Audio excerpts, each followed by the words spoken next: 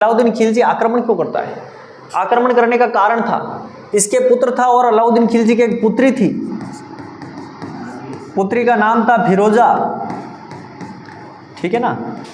क्या नाम था भाई? फिरोजा। बात तब की है जब जालौर ने समझौता किया था और एक संधि हुई थी, उसके तहत मतलब वीरमदेव को उपस्थित होना था। कहाँ पर? दिल्ली के दरबार में। वीरमदेव जब दिल्ली के दरबार में पहुंचता है तो उस समय मतलब अलाउद्दीन खिलजी की बेटी थी और वीरमदेव ऐसा आदमी था जो मतलब उसके शरीर के ऊपर एक भी बाल नहीं था। सिर के ऊपर बहुत अच्छे बाल थे, बाकी पूरे शरीर के ऊपर कहीं पर भी बाल नहीं था और इतना गोरा आदमी था, बहुत अच्छा। और हाइट देखो तो बहुत लंबी। अब दिल्ली जाके पहुंचा ये राज दरबार में तो सारी की सारी दासियां, महल के लोग, सब लोग कहने लगे कि राजकुमार बहुत सुंदर है, गणो रूडो रूपाड़ो। हाँ बात ठीक है। अब ये बात धीरे धीरे पता किसको पड़ी? फिरोजा को पड़ी। फिरोजा ने कहा यार पूरी दिल्ली तारीफ कर रही है तो मैं भी देखूं। जितने में मतलब वीरमदेव और ये अलाउद्दीन खिलजी दोनों बातें कर रहे थे तो वीरमदेव को मतलब अलाउद्दीन खिलजी के बड़े बड़े बाल थे, दाढ़ी में सब जगह पर मतलब पूरे शरीर पे बाल थे बड़े बड़े। अलाउद्दीन खिलजी ने कहा था वीरमदेव को कि यार तू जब ये बाल बट रहे थे ना ऊपर, उस समय तू कहाँ गया था? तो तू कहाँ छुट्टी पे रह गया? तेरे शरीर में बाल ही नहीं है। हंसी उड़ाई थी वीरमदेव की। वीरमदेव ने कहा कि अलाउद्दीन खिलजी आप जब क्या है कि बालों की दुकान पे थे ना, उस समय मैं क्या बुद्धि की दुकान पर रुक गया था। तो मेरे पास में बुद्धि ज़्यादा है और बाल कम है, और आपके पास में बुद्धि कम है, बाल ज़्यादा है। एकदम से ये बात मतलब अलाउद्दीन खिलजी को चुभ गई कि जवाब भी बहुत तकड़े वाला देता है राजकुमार। और ये बात धीरे धीरे पहुंची किसके पास में? फिरोज शाह के पास में। और फिरोज शाह को मतलब ये फिरोजा को बोला कि तेरे पापा को भी मतलब इतने तीखे जवाब दिए इसने कि तेरे पापा की भी बोलती बंद हो गई। बोला यार अब तो मिलना पड़ेगा।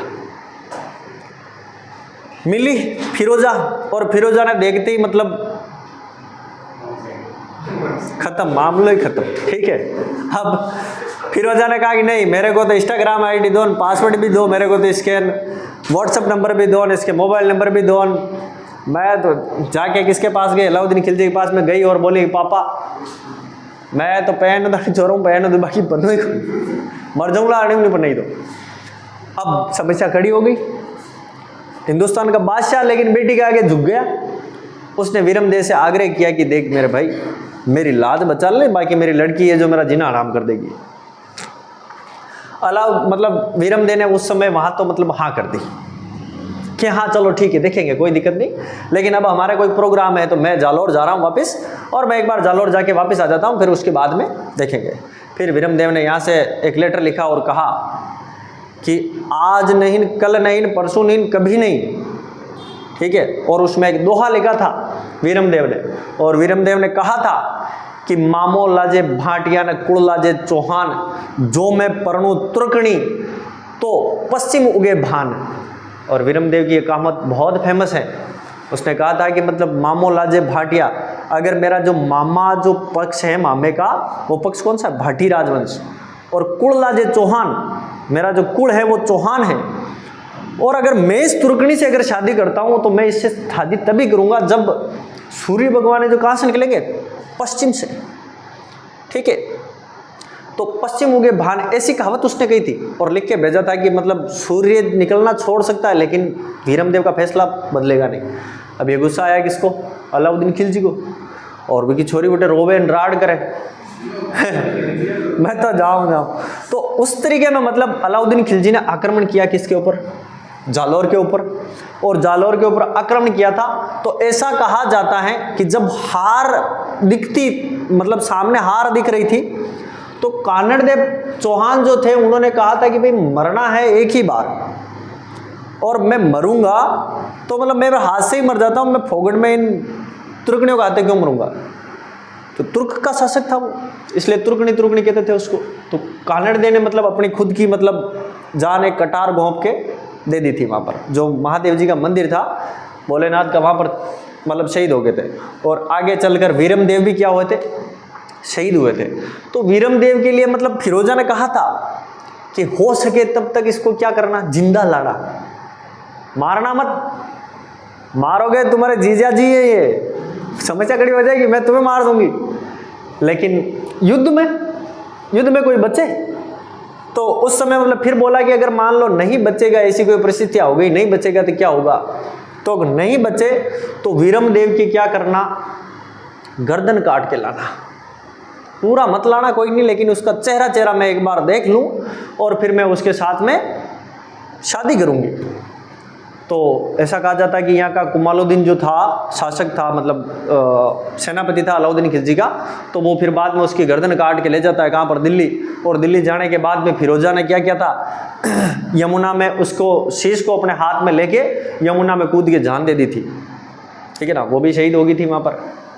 अब लोग भाग कहते हैं मतलब पिक्चर बन रही है, वो सैयारा आ गई है, ये आ गई है उनके ऊपर पिक्चर बनने से अच्छी प्रेम कहानी देखो इसकी, फिरोजा और वीरमदेव की है भाई। अपने केवल जाति को और अपने कुल को लाज नहीं पहुंचे, उस चक्कर में इस आदमी ने युद्ध कर लिया और पूरा राज्य, पूरा साम्राज्य खत्म कर लिया। इसके ऊपर पिक्चर बननी चाहिए। लोग बाग पिक्चर बना रहे सैयारा पर, हैं टाइगर फोर, हाँ वो कौन सी आ रही, बागी फोर, हैं हाँ वो बहुत सारी आ रही। तो इस प्रकार से युद्ध हुआ था। और आगे की बात थी, तब उस समय मतलब इस अलाउद्दीन खिलजी का एक सेनापति आता है, और सेनापति का नाम क्या था, कुमालुद्दीन।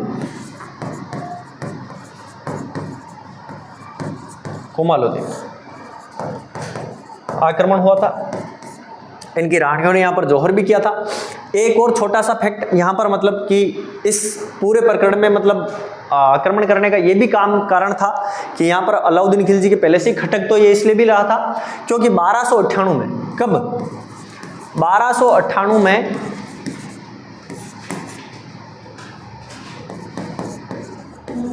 गुजरात जाति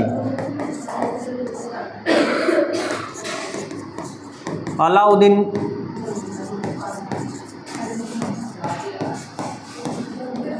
खिलजी की सेना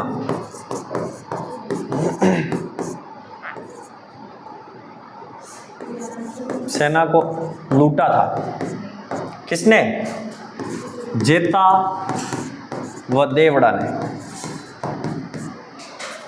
और रास्ता भी नहीं दिया था। और ये बात किसको पता पड़ी थी? ये पूरा फैक्ट अलग रखना भाई, इस शाखे में मत डाल देना आप लोग, इसको अलग रखना। एक तो ये बात थी कि मतलब, लेकिन फिर भी ये बात तो मतलब अलाउद्दीन खिलजी भूल गया था कि चलो अब कोई दिक्कत वाली बात नहीं, अपनी बेटी अगर मान लो वहाँ जा रही है तो फिर बाद में आक्रमण नहीं करेंगे ऐसा। लेकिन वीरमदेव ने तो पूरा खेल ही चेंज कर दिया।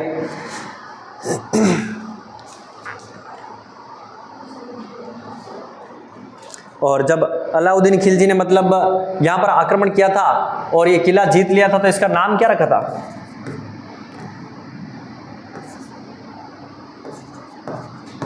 जलालाबाद।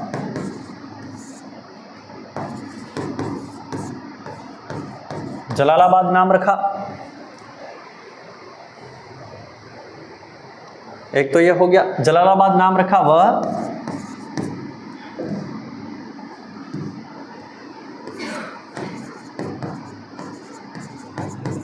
कानड़ देव चौहान।